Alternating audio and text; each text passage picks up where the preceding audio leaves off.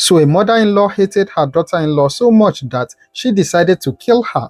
But then things took a very dark turn that resulted in her almost wiping out the entire family, leaving just one survivor in critical condition. At the time, what would amuse you the most would be the reasons for this hatred towards her own son's wife. On a Friday evening in March 2023 in the Akpomo community of Akure, the capital city of Ondo State, Victor Oloro had just returned home from a long day at work. He was tired but happy to be back with his family. He was welcomed by his wife Rachel and their two children, Toluwani and Blessing, who were excited to see their father. As she did every evening, Rachel prepared dinner for the family. They all gathered together and ate their meal, sharing stories about their day. It was a simple moment of family togetherness, the kind that happens in homes across Nigeria every single day. Nobody could have imagined that this would be the last peaceful meal they would ever have together. After dinner, Victor and the children were the first to go to bed. Rachel stayed up a little longer to say her night prayers, which was her habit. After her prayers, she joined her husband and children in their room, and the family drifted off to sleep. Around 2 a.m., Victor and Rachel woke up in absolute terror, finding themselves trapped in a serious house fire. Their two children were already unconscious from the smoke. Victor began shouting for help at the top of his voice. The first person to hear Victor's cries and also notice the fire was their neighbor, Michael. He lived very close to the Oloro family, so when he heard the shouting and also saw the flames lighting up the night, he immediately jumped out of his bed. Michael did not waste a single second. He started calling out to other neighbors, banging on doors and alerting everyone about the fire. Within minutes, several neighbors had rushed to the scene. The neighbors tried to open the doors, but the heat and flames made it impossible to get through that way. The fire was spreading rapidly, and there was a real danger that it would spread to the other houses in the neighborhood.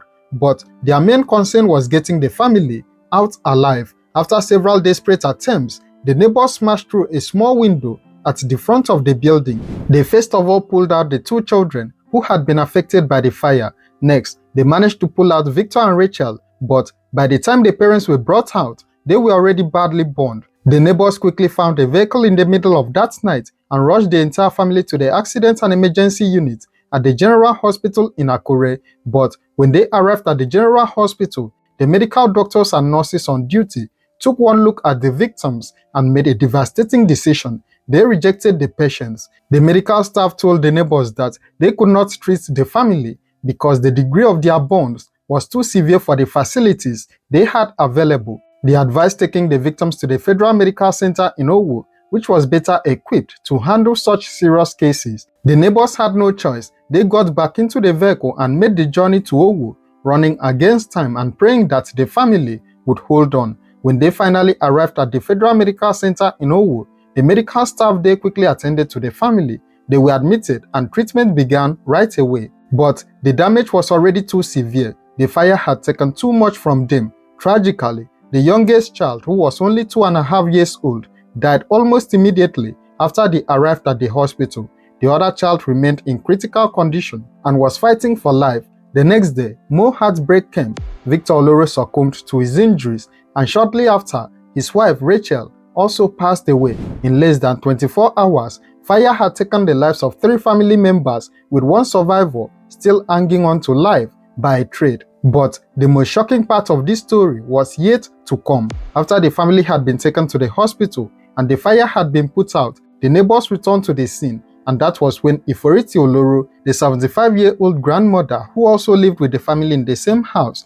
began to confess what she had done. According to a neighbor, the old woman started admitting that she had set the fire because her daughter-in-law had offended her. She was angry and she wanted revenge. Iforiti admitted to spreading dry palm fronds around the room where her son and his family were sleeping. She also confessed to pouring petrol from a gallon that Victor had kept in the house for their generator on the palm fronds and also around the room before she lit a match and set everything on fire. Iforiti claimed that she had 2 main reasons for committing this horrible crime. First, she said that her son and daughter-in-law were starving her. She accused them of not giving her enough food and also abandoning her needs. Second, she claimed that Rachel had taken over her business while she was away from the house. According to Iforiti, she used to sell perishable goods, palm oil, groundnut oil, provisions, and local gin called ogogoro. The house where they all lived was actually built by her late husband, who had come from Edo State to settle in Akpomo as a farmer. In the early days, their house was so popular that people called it Aso Rock because of how strong it was. It was reportedly built on a small rock. The house was a gathering place where young and old men would come to buy local gin, sit on the rock in front, and chat. It was a bustling, lively place where Iforiti ran her business. But then, Iforiti had been taken away from the house at some point. When she returned, she found that Rachel had started selling the same products she used to sell. Iforiti believed that her daughter-in-law had stolen her business as well as her customers. This rivalry between the two women had been building up, creating tension and resentment in Iforiti's heart. However, many people in the community questioned whether these reasons were the real motivation or if Iforiti was mentally unstable. Some neighbors said that the old woman had been behaving strangely for a while. One of the neighbors revealed that Iforiti was known for her wickedness in the community. She was constantly quarreling with people, including her own daughter-in-law. Whenever Rachel and Iforiti had arguments, other neighbors would come to Rachel's defense and try to calm the old woman down. But instead of being grateful for the intervention, Iforiti would turn on these neighbors and also begin fighting with them. Some people in the community had even started calling Iforiti a witch because of her constant fighting and the negative energy she brought everywhere she went.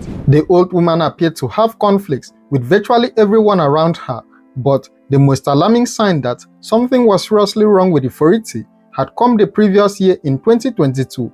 The old woman had attempted to commit suicide by trying to jump into a well. It was the same neighbors she constantly fought with who rescued her and saved her life that day. After the failed suicide attempt, one of her sons came and took her away from Akpomo to live with him in Akure. The family hoped that removing her from the community and giving her a change of environment would help her mental state and also prevent any further incidents. But Iforiti complained that she wanted to come back to Akpomo. The family did not want to keep her against her will, so they eventually allowed her to return to the community, a decision that they would all end up regretting. When Iforiti returned to Akpomo, she found that life had moved on without her. Rachel had indeed taken over some aspects of the small business that Iforiti used to run. To Rachel, this might have seemed like a practical decision. The business needed to continue, and she was there to run it. But to Iforiti, it probably felt like betrayal. It felt like her daughter-in-law was trying to replace her and also taking everything that belonged to her. The resentment grew and grew inside the old woman until it consumed her completely. On that terrible night in March 2023, she decided to take her revenge in the most horrific way possible.